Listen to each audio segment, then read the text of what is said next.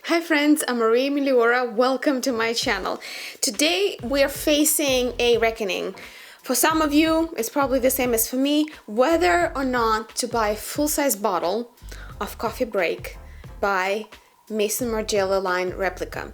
Martin Margiela is a Belgium designer that kind of put Belgium in many ways on the map of the global fashion.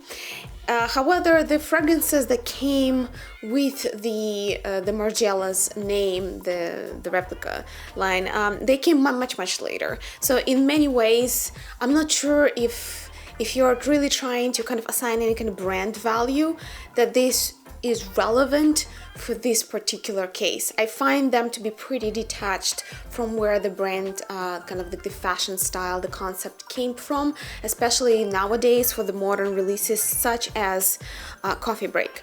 However, it's very much contemporary now to pick up a concept, something huggy, something cozy, or something sensual. A lot of the modern conceptual fragrances try to appeal to the self-reflective and kind of personalized experience nature of fragrances. And Coffee Break is definitely one of those mass appealing concepts.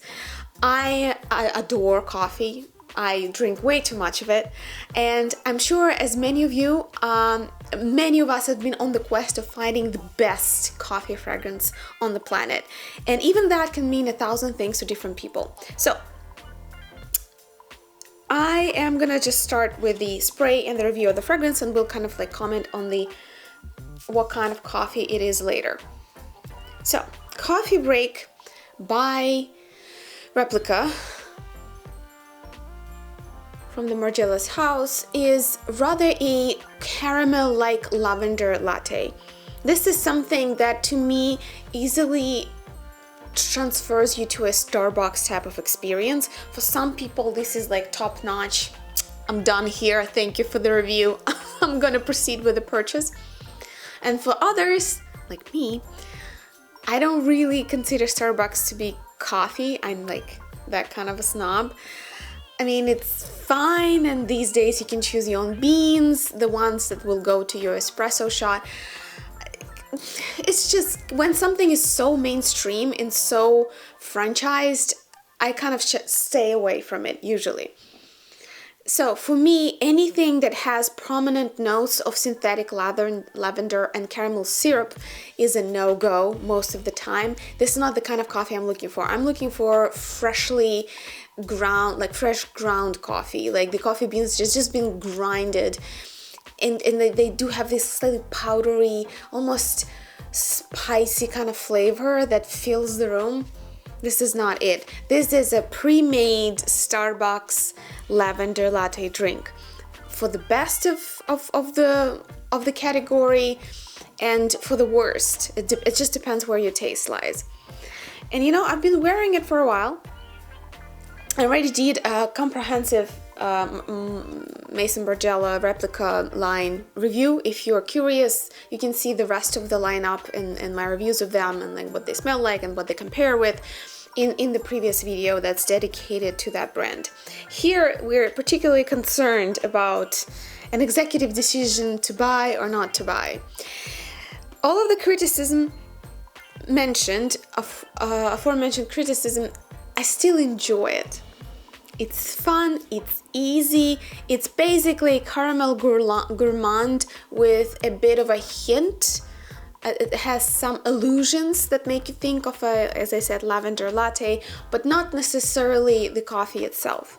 So for that reason, if you don't like coffee, but you do love subtle, edible caramel gourmands, something not too sticky and not too cloying, this is really great representative of that kind of fragrance. And then I started thinking, what do I have that could be from the same field? And here's where I landed. I have a decant here that I have in my purse, and I have a full-size bottle as well. Rocha Man.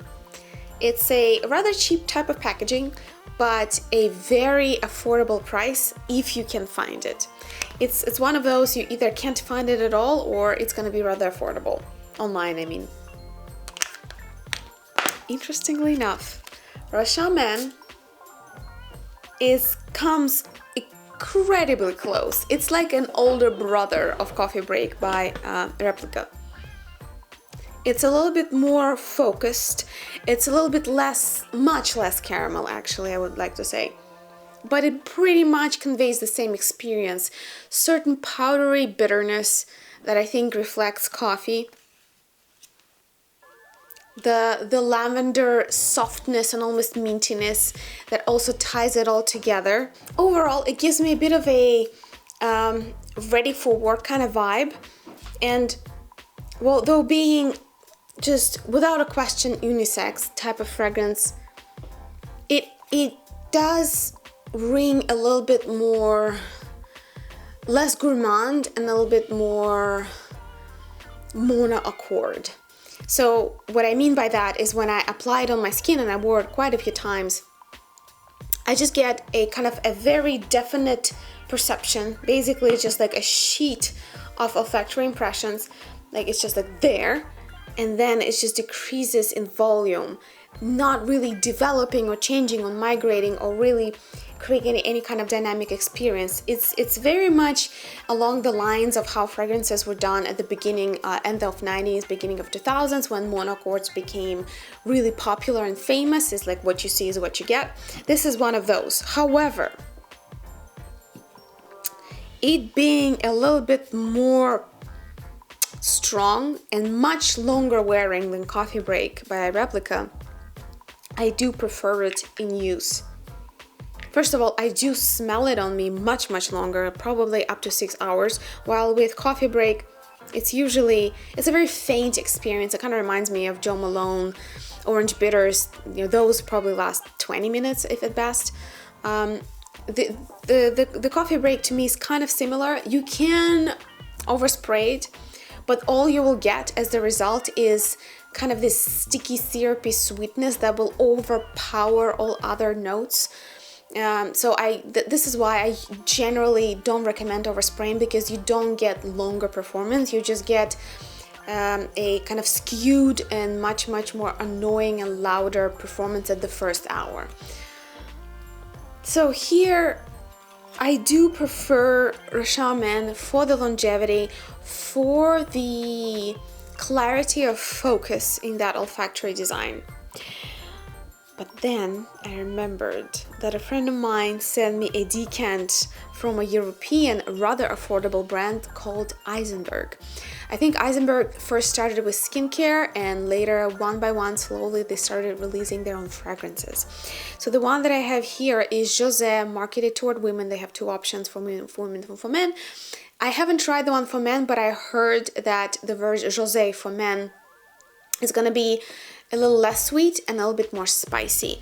I am all for, I need both, to be honest. So, José by Eisenberg. This is where it's at.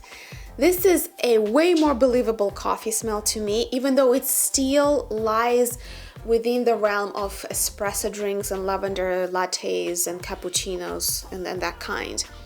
I don't get the freshly ground beans here.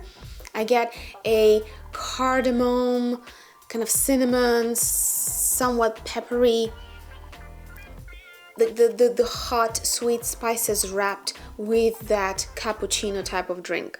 And also has lavender that doesn't dominate this the bouquet, but rather kind of softens the edges of all the other accords. I love it. The one that I have here is marketed toward women. I mean, if I had the access to European market as of now, I would get both. It's just such a crowd pleaser. At the same time, it has almost a niche quality in the way that it's blended, because it moves. It gives you different facets when you kind of process it through your nose. Such a fun thing, and if I'm not mistaken, costs are between $40 to $60. It's a rather affordable type of design perfumery. It's the best of both worlds.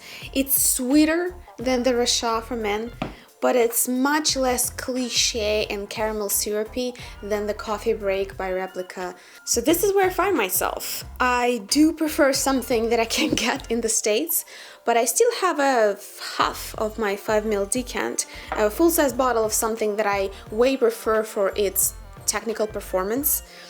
And in a way, even though this is a rather simple, straightforward monocore type of fragrance, I still do like the olfactory profile of it more than I do the caramel syrup heavy version of Replica. So I made an executive decision. At this point, I bet you can guess it. I'm not gonna get it. I'm gonna use it up. I'm gonna layer it with Rochelle Man to get a little bit more longer lasting performance and focus the scent a little bit more around the coffee lavender latte type of story rather than the sticky caramel syrup. And I'll be dreaming and trying to scheme something to eventually get Jose Eisenberg in my life, because God knows I need it. This is it. Thank you so much for watching. I'm super curious. What kind of coffee scents have you been trying lately? What have you been favoring? What has been a disappointment, rather? Tell me everything. I'll be waiting for your comments. Thank you so much for watching. Please like and subscribe if you haven't yet, and I'll see you in the new video.